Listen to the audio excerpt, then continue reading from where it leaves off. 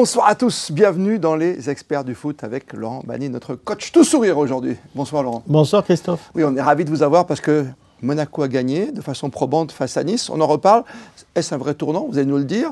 Et puis on parlera du programme, attention, de Monaco. Encore 7 matchs, destin entre ses mains, qui sait, et de la magie. Pourquoi pas? Tiens, cette semaine, on en parlera de la magie, cette fois de la Coupe de France, avec les petits qui défient comme à chaque fois les gros. Derby gagnant samedi soir pour l'AS Monaco FC devant Nice. Victoire de 2-1, on le rappelle. Est-ce un véritable tournant dans le championnat, Laurent Banni? C'est pas un tournant, mais c'était un match important. Après une reprise internationale, il fallait de suite être présent sur des matchs avec des adversaires qui sont directs. Et je pense que la victoire était tout à fait méritée par rapport à l'ensemble du match. Oui, personne ne discute, même si le score, quand tu regardes le score, c'est étriqué de 2-1, mais tout le monde dit qu'il n'y avait pas photo. Non, non, il y a eu une belle maîtrise de Monaco. Voilà, Nice a été en dedans, j'ai trouvé. Ouais. Enfin, pas trouvé qu'ils étaient très dangereux. Mais voilà, il faut gagner ces matchs-là. Et on a su être patient et on a eu 2 beaux buts, avec notamment une magnifique déviation d'Aquilouche, là, qui était, voilà, qui fait partie des beaux gestes du football. C'est le grand bonhomme qu'on de ce match. aimerait voir plus souvent. Ouais, mais c'est le grand bonhomme. On en a vu pas mal, quand même, notamment en deuxième période, des petits râteaux et tout. Il a dirigé le jeu après la sortie de Minamino. Oui, c'est un joueur qui a beaucoup de potentiel, donc il faut qu'il continue. Ah, il faut qu'il continue, mais c'est un espoir. On voit moins Ben Seguir en ce moment, mais c'est ça aussi le football, c'est des périodes. Oui, c'est des périodes où on se sent un peu mieux, des fois on est un petit peu en dessous, et puis là on a quand même des attaquants qui marquent des buts. Oui. On retrouve aussi Balogun qui peut nous aider sur des matchs sur fin de saison. C'est un joueur qui marquait beaucoup de buts il y a peu de temps, donc il peut revenir et on a offensivement des armes pour finir la saison. Oui, c'est vrai qu'on a retrouvé sur ce match-là, quand même, il ne faut pas l'oublier, samedi soir, et Balogun et Golovin qui étaient blessés. Akliouche, talent pur, on l'a vu, après les supporters niçois l'ont un peu pris en grippe, mais c'est normal parce qu'il était tellement bon sur ce match. Qu'est-ce qu'il peut faire de plus aujourd'hui pour être au top niveau et un jour être sélectionné, parce que ça manque, par exemple? Mais il faut qu'il continue, il faut qu'il arrive à aider Monaco à se qualifier pour une Champions League. Et voilà, et puis de toute façon, au fur et à mesure de ses performances, ça sera difficile de le garder à Monaco. Oui, mais enfin, si on reste deuxième, il y a encore la Ligue des Champions qui revient automatiquement. Ça, c'est pas mal. Ça veut dire qu'on a un été plus facile et on reprend cette fabuleuse Ligue des Champions. Oui, ça serait bien de se qualifier directement et je pense qu'on a les cartes en main pour aller au bout. Alors, quand je vous l'avais dit, Laurent Banni, c'était l'après-trêve internationale, mais ça veut dire que Monaco a beaucoup de joueurs qui partent à droite, à gauche. Et on a retrouvé notre équipe. Finalement, il n'y a pas eu trop de lassitude physique, même si on a vu par exemple qu'un Biretz à la fin était au bout de sa vie. Oui. On a retrouvé une belle équipe.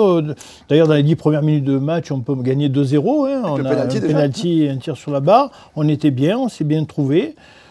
Après, c'est vrai que Nice nous a aussi facilité les choses, puisqu'ils n'ont pas été trop... Ils nous ont un peu attendus. Donc même si le but est pas mal, leur but avec Boga. Oui, ils ont marqué un beau but, mais je veux dire que bon, ils n'ont pas été très dangereux non plus sur le plan offensif. Ils n'ont pas posé beaucoup de problèmes. Et donc voilà, c'était une belle occasion de gagner.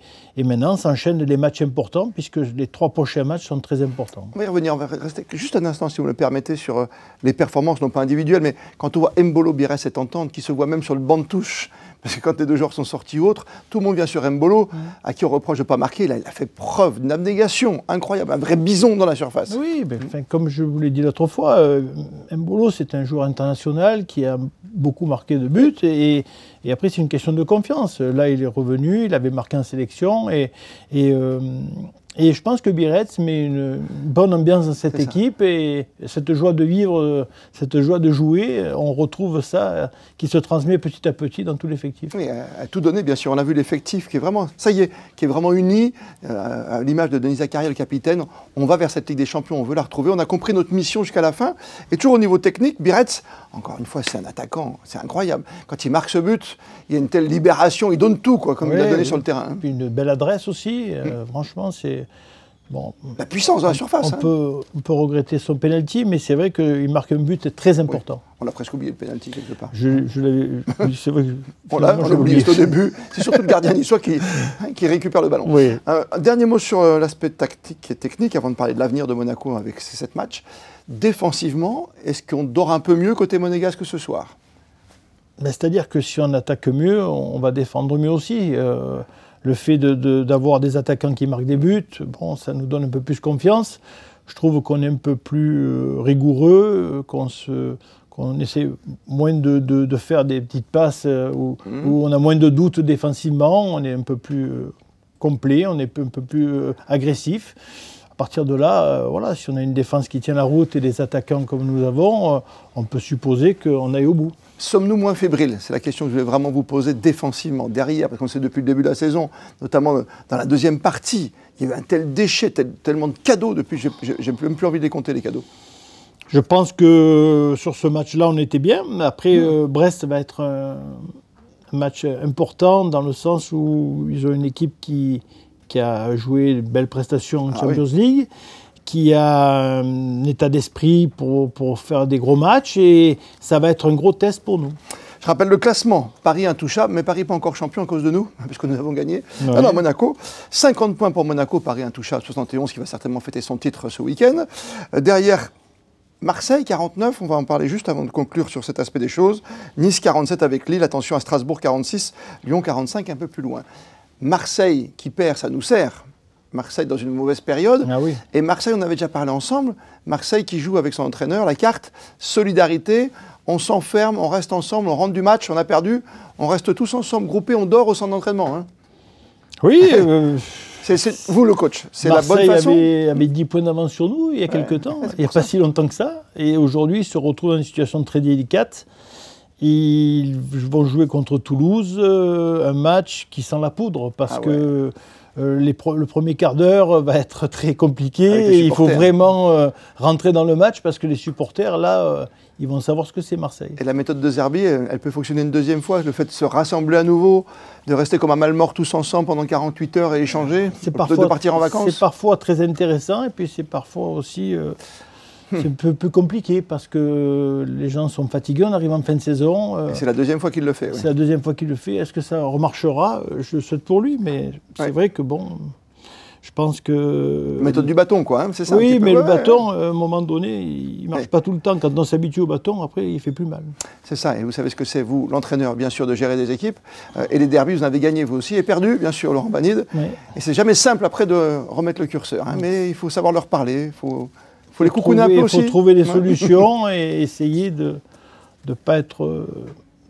d'être aussi dans la mesure, parce que je pense qu'à un moment donné, on a besoin de la confiance, on a besoin que les joueurs adhèrent au discours. Et le projet global, bien sûr, de la formation. Le coup de bâton, c'est pas tout le temps. Pas tout le temps. Bah, Monaco n'a pas besoin pour l'instant, il reste 7 journées après la victoire dans le derby. On parle du programme à venir avec Laurent Banide dans Les Experts ce soir. Brest, Marseille, Strasbourg, et c'est encore long. 7 rencontres, Laurent Banide. Est-ce que Monaco a tout simplement son destin entre ses mains? Ou pas? Oui, là, à partir du moment où on est second, on a notre destin entre nos mains. Si on continue avec cette dynamique, ça peut être intéressant. Je pense qu'on a les moyens d'aller au bout. Oui, mais 7 matchs, c'est pour ça que je dis, est-ce qu'on a encore notre destin? Est-ce qu'on va tenir physiquement? La saison est longue, on a eu la Coupe d'Europe, nous aussi. Ça, c'est valable pour toutes les équipes. L'avantage que nous avons, c'est que nous recevons nos concurrents directs. Oui. À l'extérieur, on joue sur des équipes qui sont un petit peu en bas de tableau. Donc, ils risquent... Voilà, on a un bon calendrier. Vous l'avez dit, Brest, c'est peut-être l'adversaire le plus dangereux, parce que Brest, on l'a vu ce week-end encore, un vainqueur à l'extérieur. Brest a très très envie de retrouver ce parfum européen. Oui, puis comme nous, bien sûr. Mais bien sûr, pour Brest a fait une belle saison, ils sont en train de revenir. Ils ont eu une récupération intéressante là pendant cette trêve internationale, et ils ont repris des forces. Et c'est une équipe qui est difficile à jouer, qui a du caractère, qui a vraiment... une bonne unité de jeu, donc voilà, il faut faire attention à cette équipe-là. Ah, ils auraient pu flancher après l'élimination européenne. Oui, mais là, ils ont tellement donné. Ils ont beaucoup donné, et là, ils retrouvent un petit peu un second souffle. Ils risquent de faire une belle fin de saison. Et heureusement, finalement, quelque part, que nous joue Marseille, que dans 15 jours, on aura un peu plus de temps peut-être pour les laisser revenir ou replonger contre Toulouse, hein, vous l'avez dit. Le match de Toulouse va être très difficile à jouer, et ça peut être un gros tournant pour eux. Oui. Et donc, le vrai tournant pour nous, ça sera plus le match de Marseille, que ce sera le derby PACA, plutôt que le derby azurien. Je pense que le match de Brest est très important. Pour vous, il faut gagner là-bas à l'extérieur. Il faut gagner à l'extérieur à Brest pour arriver contre Marseille en ayant une grande confiance. Et puis, bon, on peut se contenter après de voir venir un petit peu. Ce serait trop beau de gagner tous ces matchs. C'est pour ça que le destin entre ses mains ou entre ses pieds, c'est compliqué en football. Hein. Oui, mais il faut faire step by step. Mais je pense que là, le match de Brest va être un tournant pour nous, parce qu'en gagnant, on peut supposer que Marseille et Strasbourg, ce soient des matchs qu'on puisse bien gérer. Ouais. Et à partir de là, après, on a des matchs de bas de tableau qui seront un peu plus peut-être faciles pour nous. C'est les 3 prochains matchs finalement, qui sont des candidats à l'Europe. On a vu Strasbourg très bon l'autre jour, on voit Brest qui est toujours là dans la course, et puis Marseille qui peut se réveiller à tout moment, poussé par son extraordinaire public. Ça va être intéressant, cette dernière rencontre. Voilà, oui. Et puis même pour les descentes, hein, parce que derrière 5 équipes qui se battent sur 4 points, ça va être jusqu'à la dernière journée, je pense qu'il va y avoir... tellement serré. Tellement serré, avec Angers qui est en train de, petit à petit, de descendre et qui risque de se retrouver dans une situation compliquée dans 2 ou 3 semaines. Ouais, parce que nous, pour la 2e place, on rappelle, hein, Monaco 50 points, Marseille 49 et 47 pour Nice et Lille. Ça veut dire que voilà, il y a une victoire d'écart. Ça veut dire que chaque point compte. Chaque point compte. Chaque point compte, et il faut vraiment se concentrer match après match sur... Ça, c'est le discours. J'adore le discours, match après match. C'est-à-dire qu'on ne va pas faire des plans sur la comète, mais c'est vrai que c'est des finales, c'est cette finale. Des petites finales à chaque fois, c'est ça. Des petites finales, oui. Justement, on parlait de la Coupe de France un instant, puis la Ligue des Champions qui va revenir pour le PSG la semaine prochaine, ça, ce sera une autre histoire. Plutôt confiant, plutôt positif pour Monaco en conclusion? Oui, très positif. Après cette victoire, c'est très positif. On est tous souriants, oui. Et on va en Bretagne avec le cœur vaillant. C'est vrai, tous les voyants sont bien allumés. Hein. Voilà, côté vert, bien sûr, comme notre décor ici, sur Monaco Info. Au programme, cette semaine avant le retour de la Ligue 1, mardi, mercredi, en semaine, les demi-finales de la Coupe de France. Déjà joué le week-end. Y a-t-il encore une magie côté Coupe de France, Laurent Banide? C'est toujours une compétition exceptionnelle, puisque ça réunit tous les clubs de France. Voilà, maintenant, on arrive sur les demi-finales et... Bon, voilà. Alors, si on est azuréen, on va dire que Cannes, c'est sympa, l'histoire nationale. Oui, je suis content pour eux. Si on est nordiste, on va se dire que Dunkerque, PSG, c'est sympa. Mais dans l'histoire de la Coupe de France, quand même, c'est sacré. Alors, je suis d'accord que les amateurs, même nous, si on fait une équipe de matin, on peut jouer à la Coupe de France. Ça, c'est bien. Mais se retrouver en semaine à 21h10 à Cannes ou à Dunkerque pour la Coupe de France, il n'y a pas la magie. C'est pas un dimanche après-midi, c'est pas un samedi soir. Ah oui, ça c'est les matchs l'après-midi, ça c'est plutôt du côté de l'Angleterre. Nous, on a des matchs le soir. Voilà, maintenant, il y a peu de suspense sur la fin, sur la finalité. Vous voyez ce que je veux dire, moi qui suis un amoureux du football de base, quoi. Voilà, l'amateur, d'aller près de la rambarde, la main courante, d'aller voir ces... Non mais vous voyez ça, ce que je veux dire. Il faut attaquer en juillet, août pour les matchs de la rambarde. Oui, mais quand on se retrouve avec 2 affiches en demi-finale où on sait quasiment ce qui va se passer, ou presque, enfin j'espère pour Cannes que ça va passer face à Reims. Oui, il reste quand même, c'est des formidables parcours quand même. Justement, on retrouve quand même cette possibilité d'arriver, d'être en N2 et d'arriver en demi-finale de la Coupe. C'est extraordinaire. Est-ce que justement, c'est pas normal de retrouver Calais à l'époque ou de retrouver Cannes en finale? Ça fait partie de la beauté de cette compétition. Vous en restez là, vous êtes bloqué là-dessus. Oui, mais je ne suis pas bloqué. mais je trouve que justement, c'est surprenant parce qu'on fait des matchs dans des endroits un petit peu... perdu parfois, qu'on connaît peu. Et des fois, on se retrouve dans des... Non, mais ça, c'est au cœur de l'hiver, où il peut y avoir une surprise. Mais il y a souvent des surprises au cœur de l'hiver. Parce qu'on reprend, après la trêve hivernale, on reprend sur un match de Coupe de France, où généralement, on n'est pas encore très bien, où les amateurs sont en pleine forme, très motivés, où l'arbitrage, il n'est pas forcément... c'est le vrai foot, quoi. C'est la Coupe de France. D'accord, alors on a supprimé la Coupe de la Ligue pour laisser plus de place. Je pensais qu'on mettrait un éclairage plus sympathique. On avait presque oublié que la Coupe de France ce week-end. Oui. Enfin, cette semaine, justement. Oui, mais moi, je pense que c'est une bonne chose d'avoir enlevé la Coupe de la Ligue. Ça faisait une compétition de trop. Après, c'est vrai que, là, malheureusement, Paris est tellement au-dessus que la Coupe de France...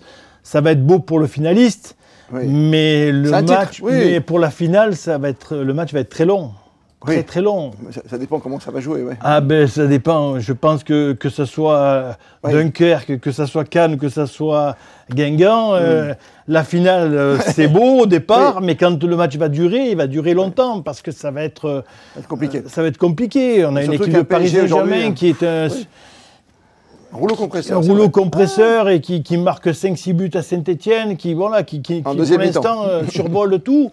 Bon, quand on sait que la Coupe de France, la finale, ça va être un poids émotif pour l'équipe amateur et que pour eux, ils vont arriver avec 20% de... Non, mais ça peut être Reims aussi face au PSG. Hein. Oui, ça peut être Reims, mais malgré tout, ça va être compliqué, ça va être très très long. Bon, on souhaite tous les bonheurs du monde à Cannes, hein, qui s'était illustré oui, on à espère l'époque avec les Vieira, les Zizou, les Mikou, les Durix. Ça nous rappelle une belle Et on payait moins cher les places à l'époque, parce que j'ai vu qu'il y a une petite polémique, 70-90 € la place quand même pour un match de foot. Oui, c'est trop. Pour National 2, hein, National 2, on rappelle. C'est trop, même si c'est vrai que c'est une occasion pour eux de se faire la trésorerie.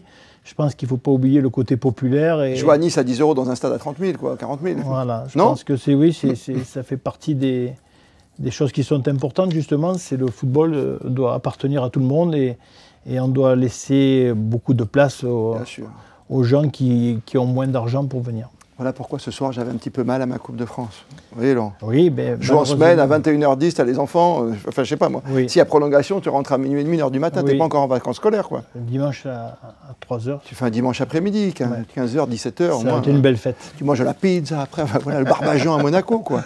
Sur le marché, quoi. La vie, quoi, Laurent Bannier. La vie. Elle est belle, en tout cas, pour l'instant, la vie de nos clubs azuréens, Cannes en Coupe de France.